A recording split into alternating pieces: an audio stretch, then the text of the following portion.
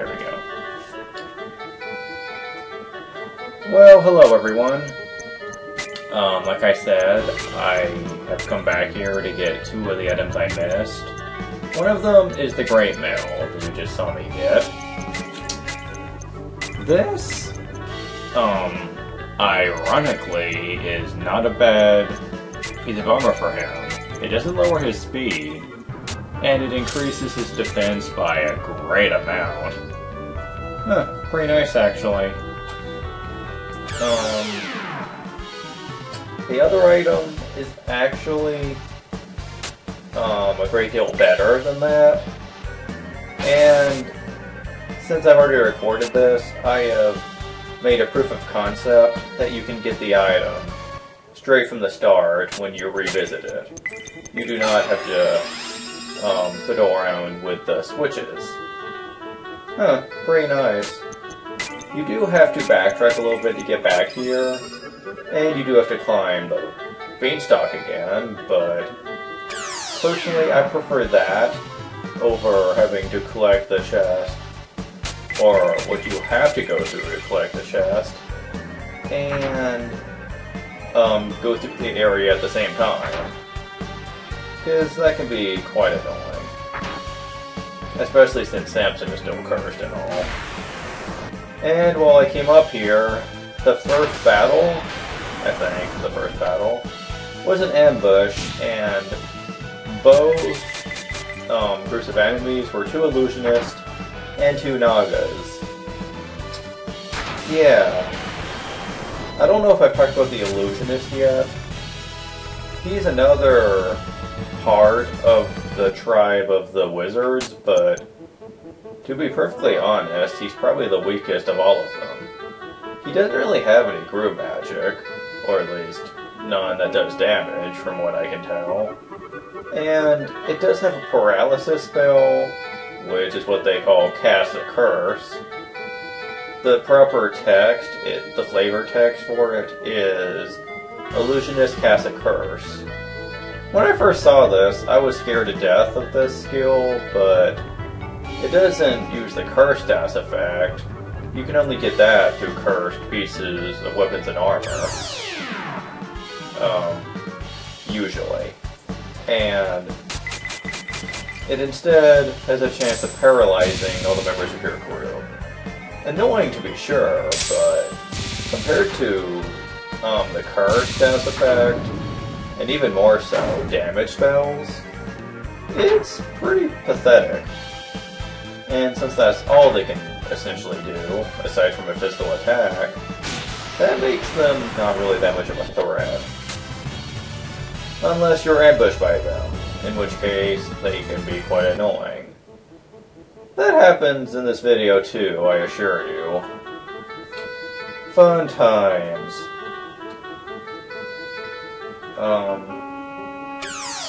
There's a lot to be accomplished in this video, which is why I kind of cut the time it took to get to that first chest. I thought about also cutting the pausing the recording until I got to the other chest, but if I would have done that, I would have had to run from all these battles, because I insist on keeping all the battles I fight on screen as much as possible. And I don't like to run from too many fights, since I know I would suffer for that later. I won't probably keep all the fighting on screen, at least not at full speed, because, like I said before, there will be the level grind of Destiny later on, but that's a while to go yet. I don't think I have to resort to that for at least the next couple of areas, since I'm at a level now to where I'm not getting murdered by enemies, but it wouldn't hurt to have another level or 2. If I had that level or 2, then it'd probably help a lot.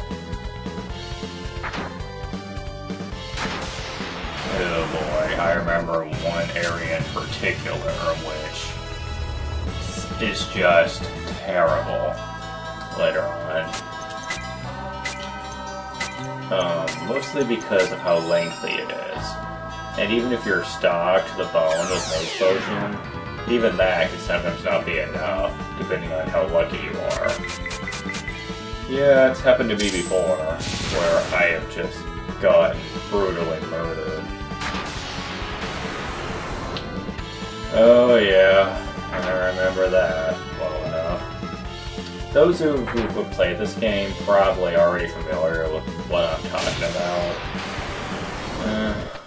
I do not like that area. I'm not gonna spoil it, but dadgum.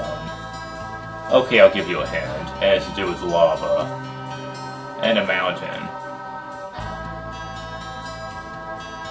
And possibly a volcano. But that place is just evil. I do like this place to fight in, since a lot of these enemies tend to be weak to ice, especially these guys. So you can manipulate fires right here and get a ton of EXP. It's not the best place to level up, but if you really are a low level coming here, then it might be in your best interest to level up here a little bit. If you're at like level 16 or 17 still, I highly suggest it, particularly for the next couple of areas you'll be doing.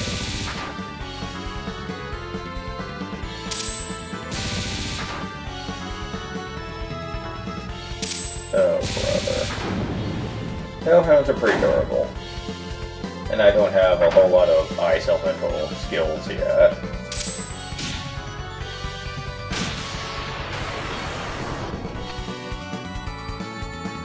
Alright. I was very surprised that he doesn't do a status effect when he gets a critical. This is the kind of dude you'd expect that from. But, oddly enough, he does not.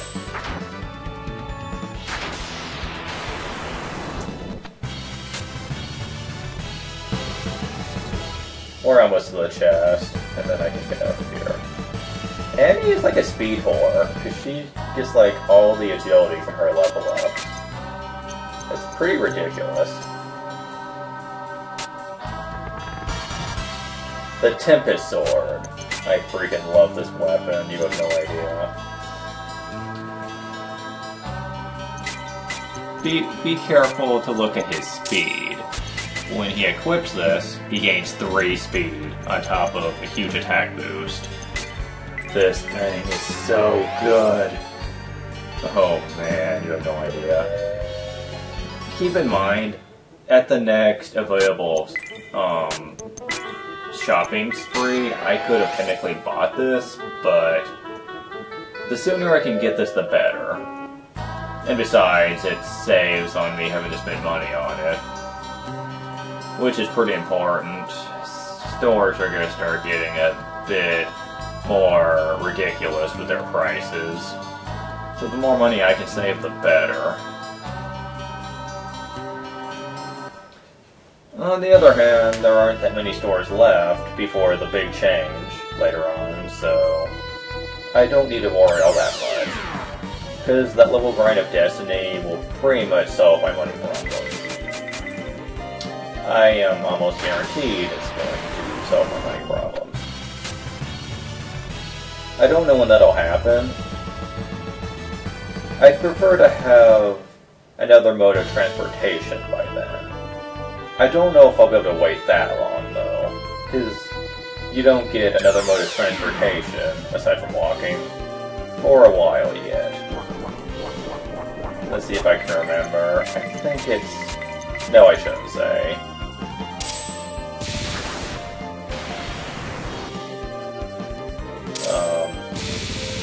If you recall, we have to go back to Zalagoon and prove ourselves once again. However, Advisor Glade isn't making it all too easy for us, since he's essentially manipulated himself into a position of power, and now the king pretty much has no choice but to obey him since he has control of the military. He's apparently instituted martial law and has everything closed down, except for a convenient inn and a safe spot. I guess there's a separation of church and state, which in this game, which keeps them from closing the church. That doesn't really explain how the inn is still open, though. I mean, it's convenient and all, but I don't understand why just the inn was spared. Maybe he's afraid people won't visit if the inn is closed. I don't know. But oh well. I also never really understood why, even when the people think you're a fake group from Marion, they will still allow you to shop there. Huh. It's pretty strange, considering that they only sell to known allies of Zalagoon. Ooh. Yeah, some things in this game don't make sense, I'll admit. But I'll take advantage of it when I can. Now, one would think that you would just mow your way through the front door, because Samson could just, you know, knock them out of his way.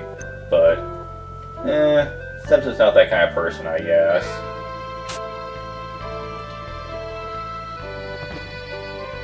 And I'm saving my game here for a very important reason. And that reason will be obvious very soon.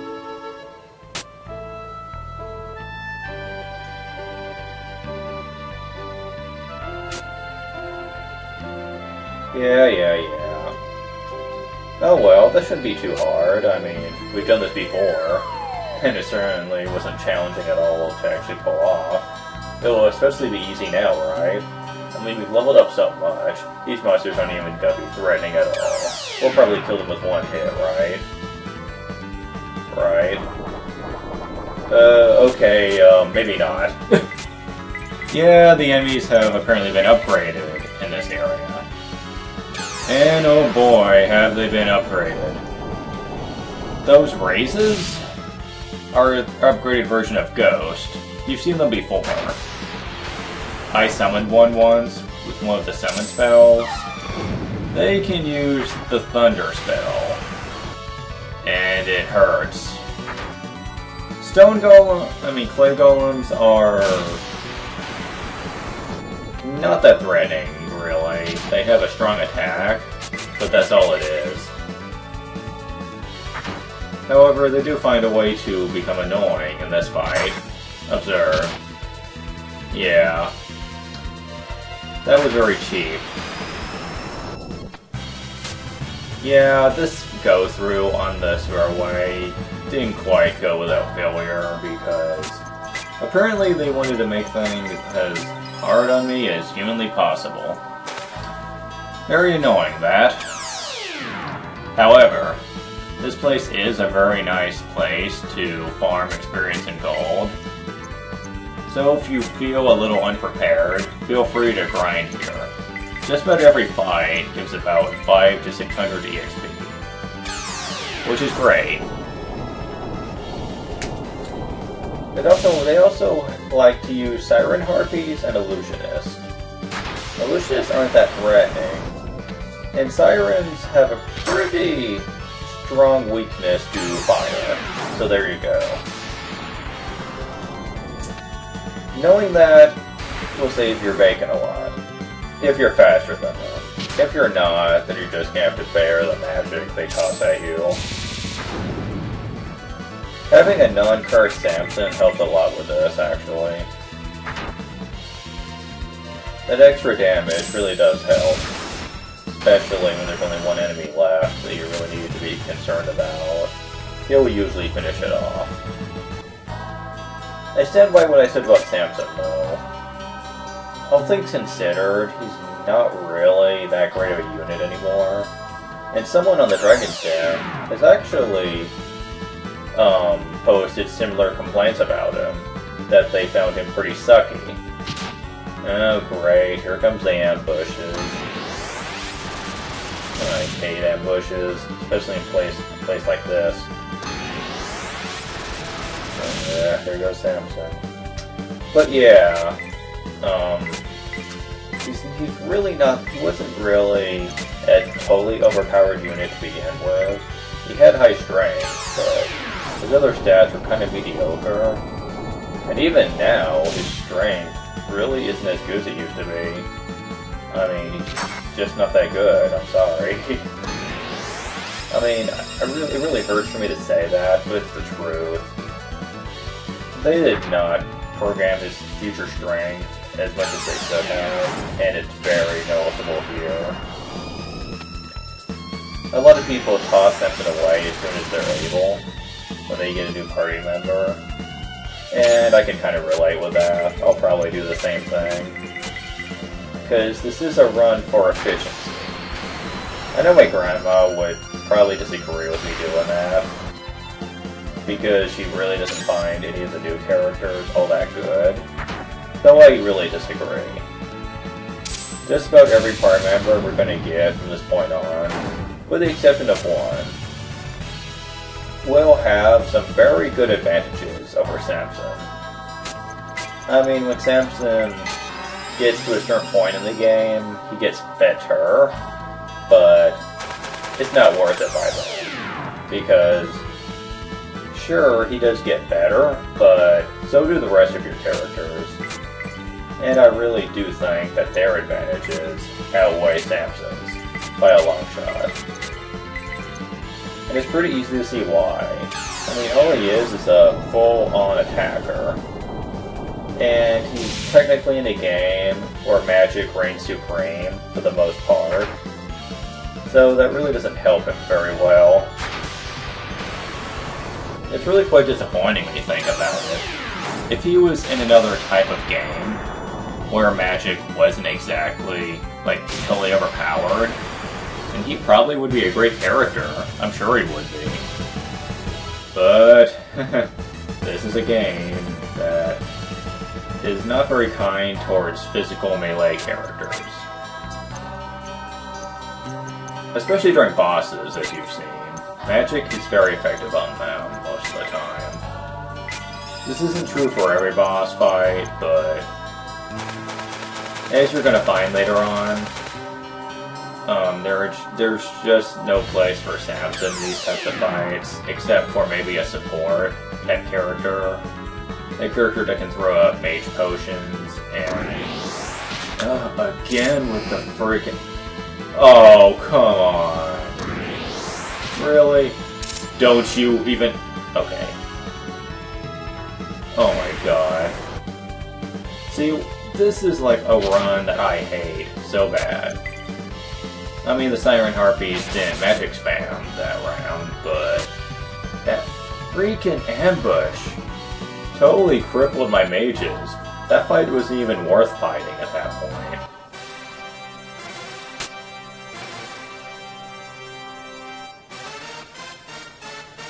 And a random servant girl just comes out and greets us. Okay. Yeah, as you can probably tell, I'm preparing for something, and it's not good.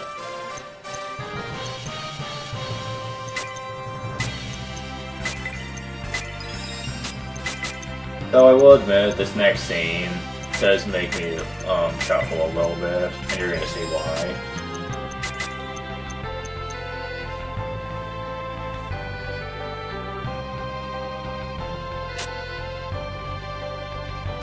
How about letting me save? You're not gonna let me save, are you? Yeah, despite him saying he'll help you, apparently he only means moral support, since he does not exactly give you the power to resurrect or save. Which is annoying to say the least. Though Sir Bison is definitely a lot more helpful this time around than he was last time. I do take a small stop here because there's some stuff to collect. None of it is really particularly useful, but you can sell it for some extra gold. And they have ale down here for some reason. Yeah, this stuff will be sold later. Because I can get a lot of gold out of that.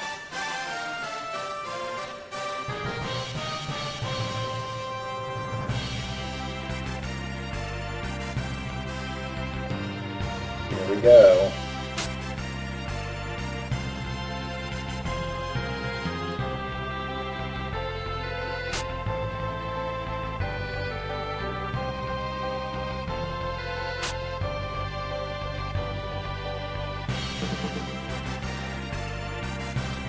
And they did.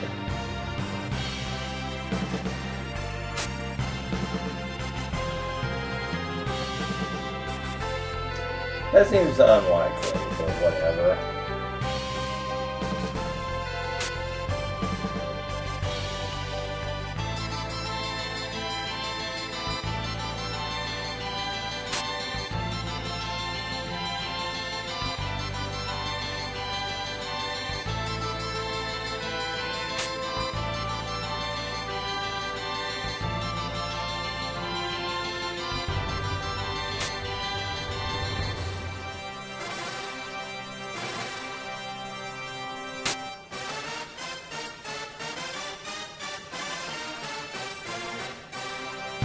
Why is the pillar even necessary at this point? I mean, really? If these people would think for 2 seconds, they'd realize that this is a bad idea. Especially with Glade saying lines like that.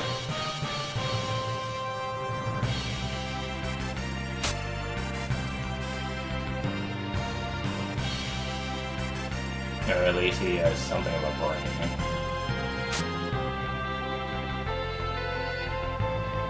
Why doesn't he just tell him to shut up, honestly? Jeez, this game has no backbone.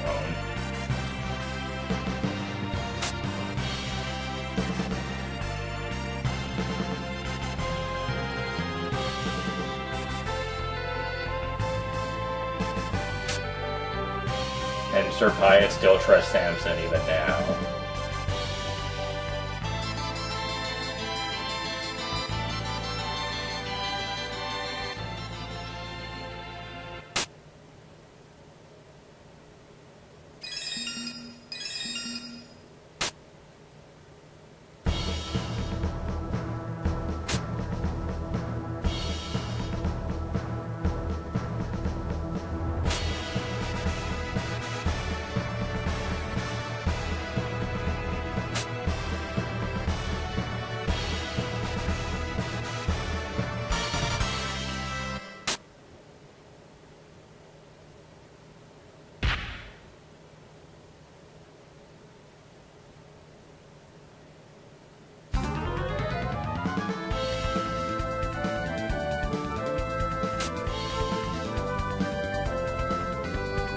No, you think? Come on.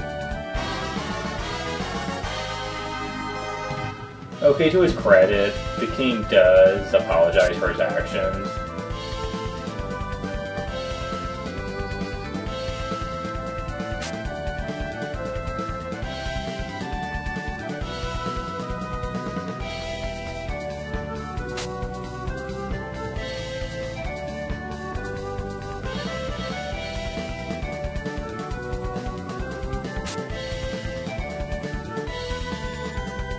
Busted.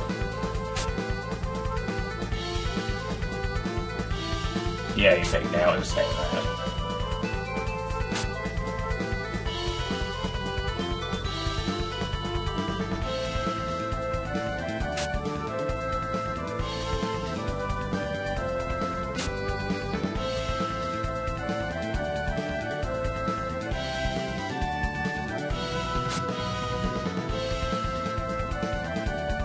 Okay, this next dialogue is pretty funny.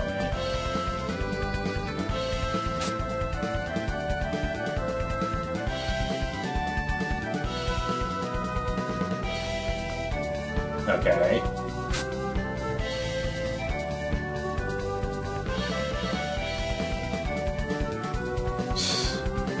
Wow. I know what he's doing, but it is still pretty funny.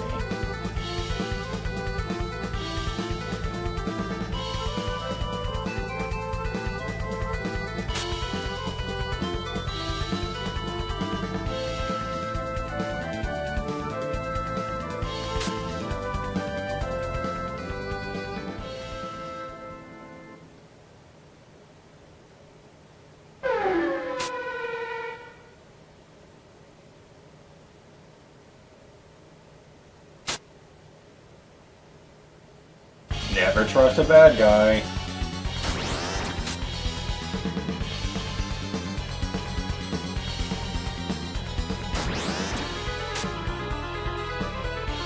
Oh god, he's becoming the giant! Let's run! Oh wait, no he's not. He's just turning into a strange, deformed, cut-faced person.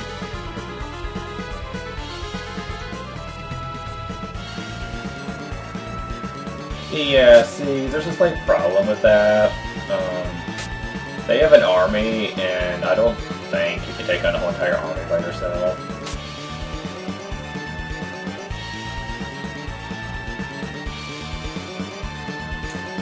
Well, at least he's nice about it, I guess. Well, anyway, time to fight Glade, or Monster Glade, as the instruction manual calls him, but anyway. This fight works very similar to the Water Demon, except he goes twice a turn. This really doesn't mean all that much, really, since his magic is technically weaker. He's not as quick to use it. Though his attack is a little bit stronger. So there's that to consider, I guess. I tried to double up on attack power in this fight, but it doesn't last really long enough to really take advantage of, though. At least not until later.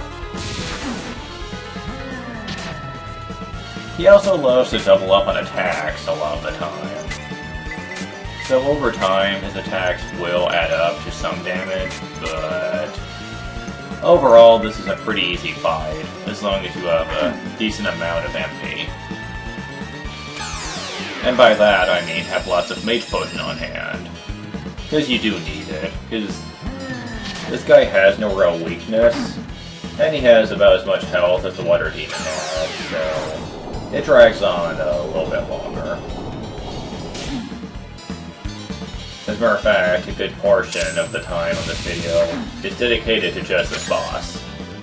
Just saying. Yeah, that attack power lasted all but 2 turns.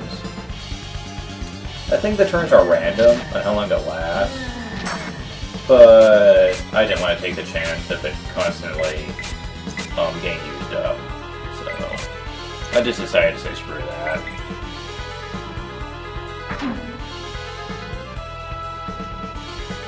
Vins last a little bit longer.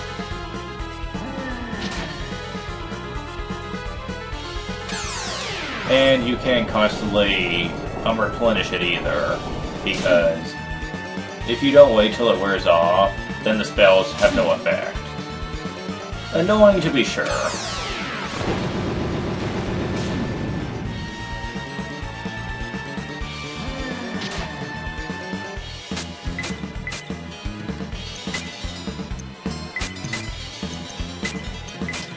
Aside from that, there's really nothing more to this boss. Just keep up the damage. Just like the Water Demon, he can heal himself with items, and since he can go twice a turn, it's technically possible for him to double up on that. Though I have yet to see him actually do that, so it might not be a problem. Fire level 2 isn't as strong as Ice level 2, so he'd have to use it twice for it to be worth. And he does do that sometimes, but not very often.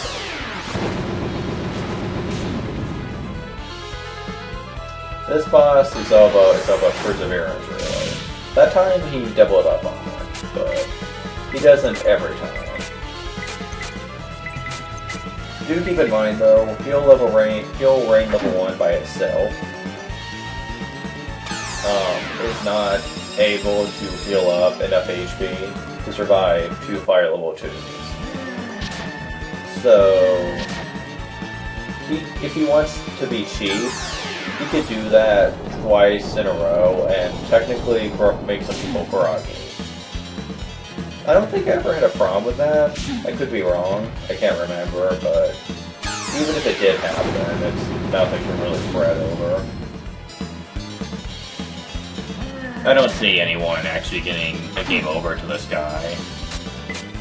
Unless you just don't have any Mage Potion.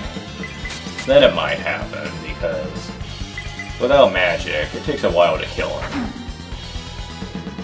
And Heal Rain will not last long enough to beat him without using Mage Potion either, so that could get pretty annoying. And yeah, I know a lot of bosses in this game kind of require Mage Potion to actually beat, which is a pain, I'll admit. But, this is a pretty difficult game, so that's understandable. I mean, I don't hate the game for it. It just means the game is rewarding you for thinking ahead, like I have been. Although, when I first played this game, I was not as happy about all that, and I was very annoyed that not only did they put a boss in here, but you really weren't expecting it at all, so I had no Mage Potion. And I was pretty much screwed at that point, but I came back with Mage Potion. I beat the crap out of him. So it's fine.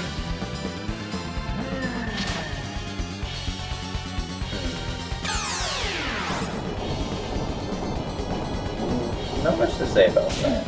Anything other than that, though. But I will talk about some of the comments I've heard regarding this game. Like I said, someone said that they were annoyed that Samson turned out so sucky. But then again, I just look at it as the game giving you a reason to get rid of one of your party members, because as you'll see later on, it's pretty clear that later on you're going to get characters that, for all practical purposes, are characters that they want you to have, because they turn out so much better than some of your other characters. Two I know for sure just turn out great. You may not think so at the start, but once you level them up and start using them, oh yeah, they're awesome. So, one of the characters has pretty crappy equipment choices.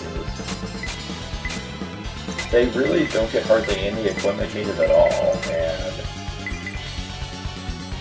the ones that they do get are pretty good, but until you get pretty far into the game, you don't really have access to them.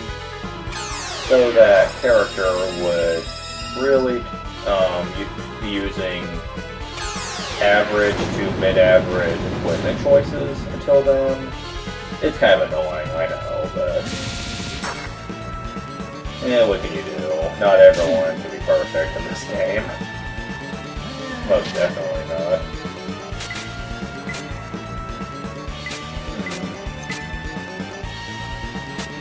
I really can't wait till I can get my next party member, though. He is so good.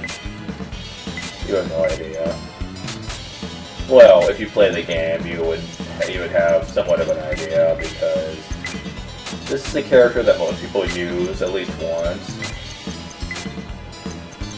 There is a couple of perks that this character has that I will get into once he actually joins up.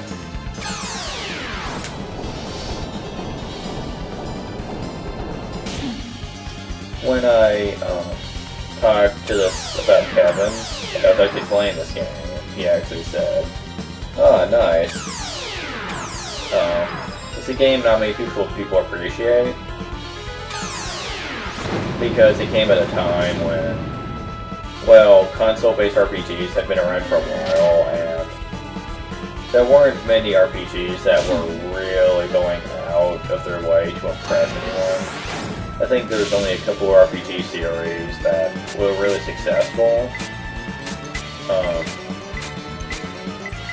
And even at that time, I think people were starting to get away from, starting with the 3D console systems, they were really getting away from the 2D style, at least for a while.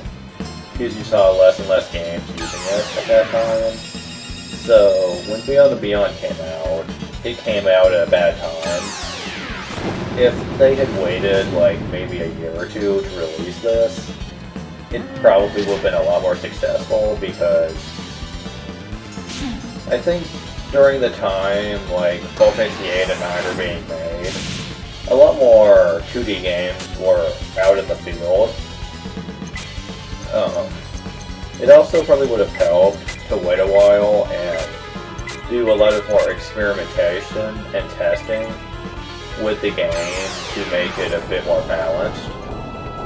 It's pretty obvious when you play Beyond the Beyond that it was kind of a rushed project because the difficulty feels unbalanced. Some of the characters aren't as good as other characters. Cough, Samson, cough. The random encounter rate is a bit too high than most console RPGs will use. It's not the worst in the world, but it could have been better. So there are just ways they could have made this game better.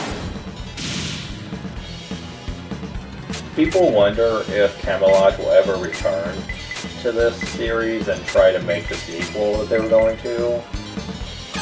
And I personally find that very doubtful.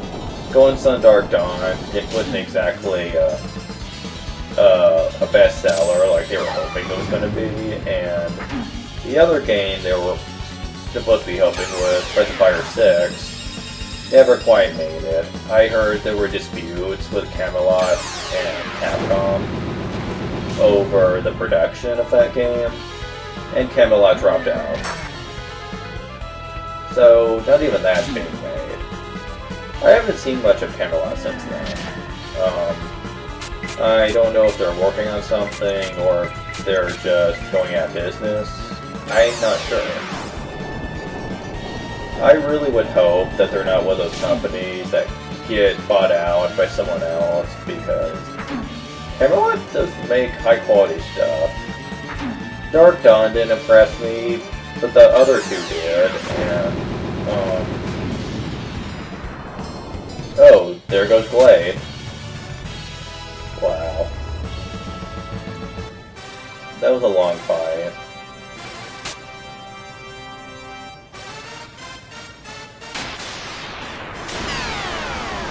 Yeah, we're pretty tough.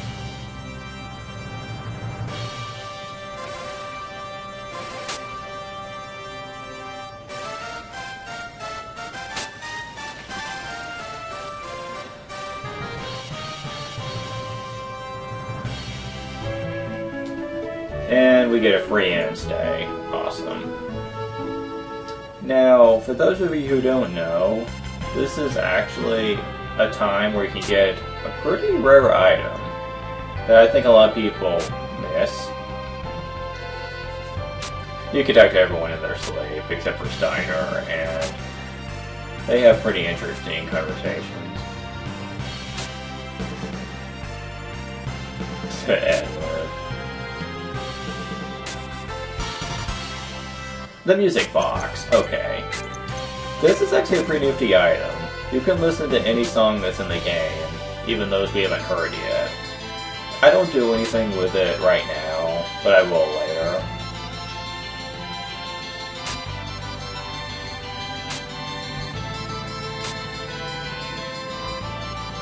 Well, you're all asleep. And Edward has a nightmare. Though, if it was a nightmare, you wouldn't get over it that quick, I assure you. I've had nightmares before, and they can make you a little shaky.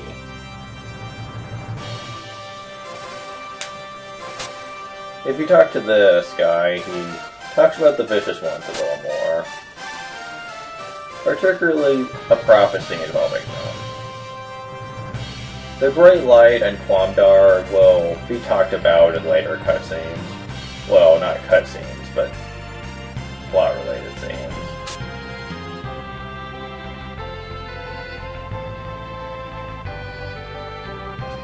Yeah, it's kind of a stalemate right now, which is a problem.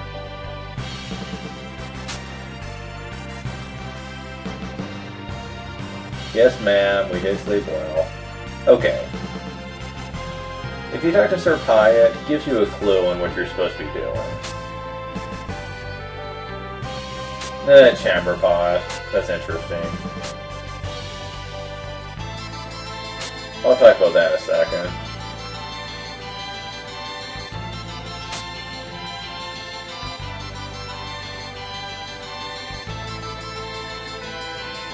I'll show you what he means by that. For those of you who don't know, chamber pots were actually used back when sewer systems and toilets weren't exactly made yet, and people actually had to go to the bathroom in pots. Yeah. I actually didn't know this when I first played the game, so I had no idea what those were. And my grandma actually had to enlighten me on that subject. Huh. Very interesting.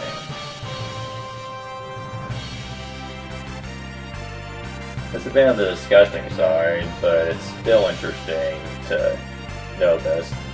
A lot of these subjects you don't really learn in history class. Even though if someone were curious enough, they'd actually pop the question on what people did do when sewer systems and toilets weren't made yet. Huh. Oh well. It's not really obvious what you're supposed to do next, but I actually figured it out. See, there's a Tempest Sword.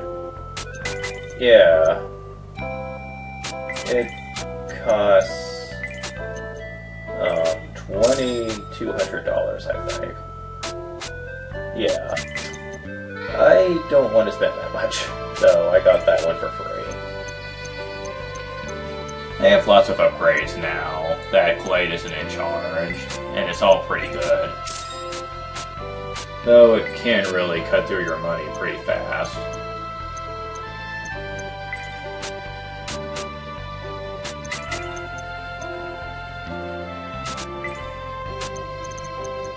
I don't know what I was checking on because it says, oh, I was checking to see if it upgraded her speed. I don't think it does. If it does, it's not very noticeable. The word Tempest usually means speed increase in this game.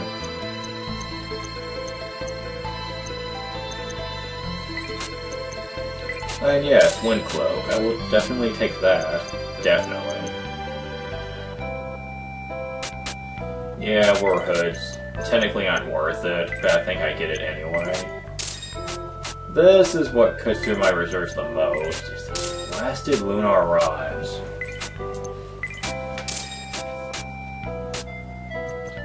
Technically, I think there's another upgrade later on when I get to Marion, but I actually forgot about that, which is kind of annoying. I really shouldn't have bought these hats either. The one defense really it wouldn't mean all that much.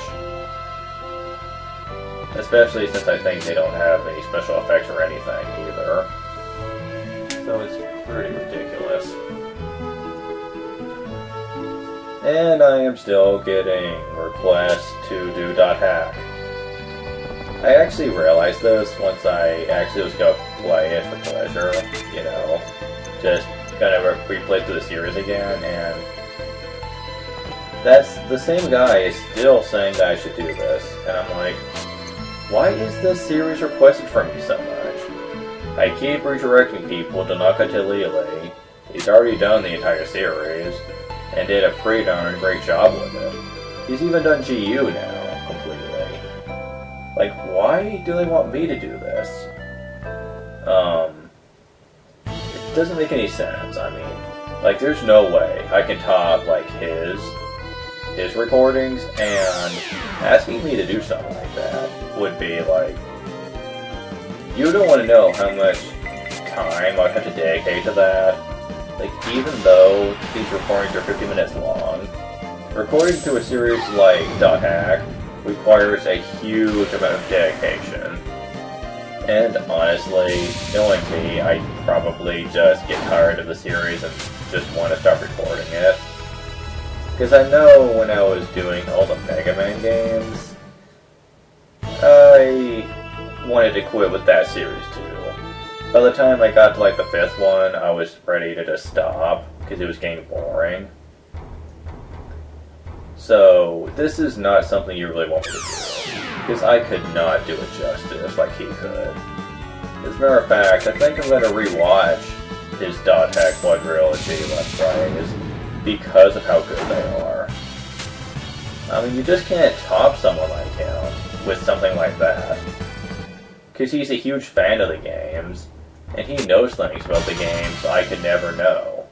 Like, he knows about the anime, he knows about the games, he knows about the writings that have to do with Dot Hack. I mean, he's as much of a fan as you can get when it comes to that series. I don't necessarily agree with all of his thoughts on GU, but his opinion on GU is really his own business, and I can't tell him otherwise, and I wouldn't want to anyway. But really, whether he likes it or hates it is his own business. And I, more than anyone, kind of got tired of people always getting on his case about it. That he wasn't allowed to hate this series, and personally, I can kind of sort of see where he's coming from. GU wasn't exactly the most graceful of series, and there are some things that did annoy me, to be sure. I don't quite dislike it as much as he does, but it's still pretty understandable. I mean, the team behind GU did take a lot of liberties with the storyline. A little too much, if you ask me, but overall, the game doesn't disappoint me. Though you'll never see me do all the side stuff in GU. Oh dear God, God forbid if I ever would do that. Just no. Not gonna happen. Like, I'll do some stuff, but to do everything, especially in the first volume, is just... It's beyond insanity, really.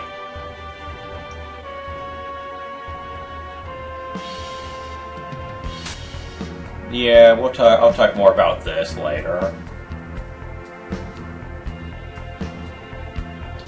There's the Great Light again. I will say this much, the Great Light is essentially talking about a person. And, then that person is supposed to be his legendary hero and whatnot. We'll talk more about the Great Hero later, but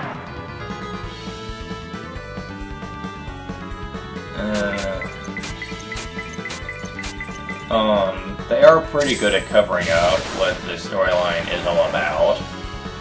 Since right now, you're concerned about just rescuing Marion and saving her father, but pretty soon, as Oren said, there's gonna be a lot more to this than you probably think. I'm not gonna give out spoilers, but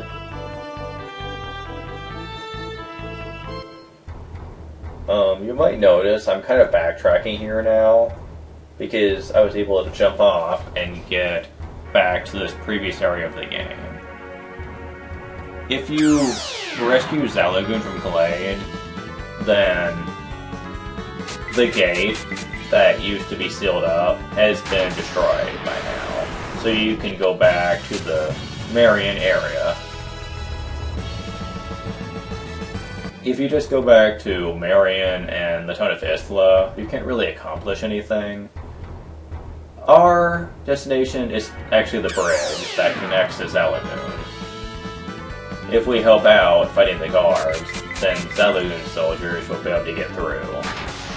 I won't be doing that in this episode, though, since that's not exactly the easiest thing in the world to actually pull off. It's not something that I'd say is really difficult, but it takes more time than I actually have. But that's fine. I've accomplished a lot in this video anyway.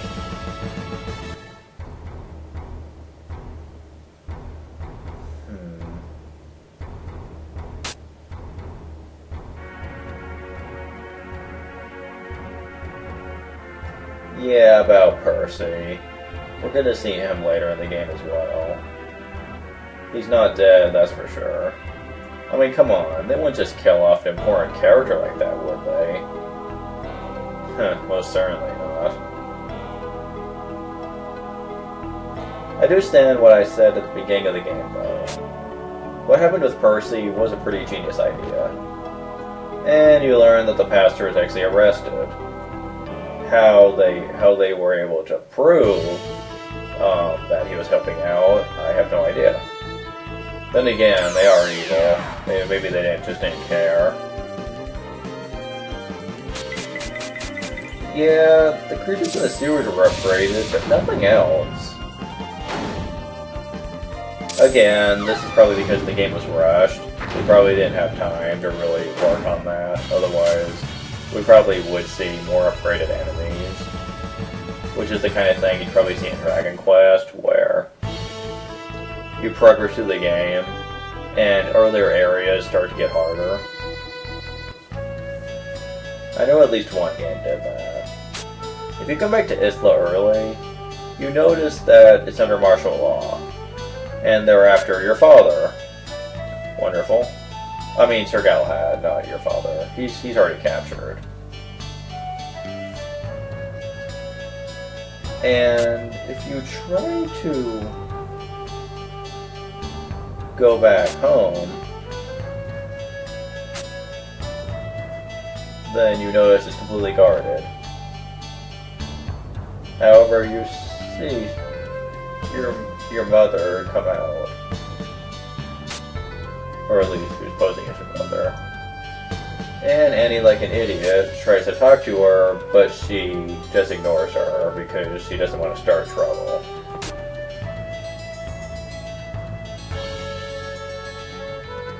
How the soldiers aren't aware of this is beyond me.